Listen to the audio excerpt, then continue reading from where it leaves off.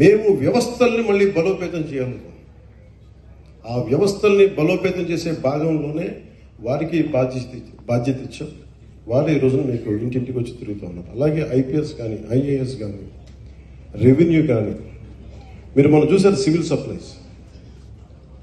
Supplies మన Janasena party నుంచి వచ్చిన మనకి మంత్రి శ్రీ నాదెండ్ల మనోహర్ గారు ఎన్ని వేల టన్నులు పట్టున్నారో మీకు తెలుసు. ప్రభుత్వానికి చెందాల్సిన భూమి అది, మన ప్రజలకు చెందాల్సిన రైస్ అది.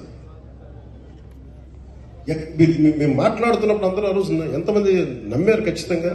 కానీ ఈరోజు మేము వాస్తవంగా చూపిస్తున్నాం. మీరు మా మీద పెట్టుకున్న నమ్మకాన్ని మేము చూపిస్తున్నాం. గోడౌన్లో ఎంత రైస్ ఉందో చూడండి.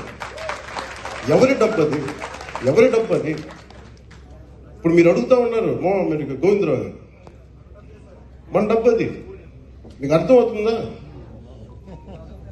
మీరు ఎవరు వ్యక్తులు నాకు అనవసరం లేదు. అది మన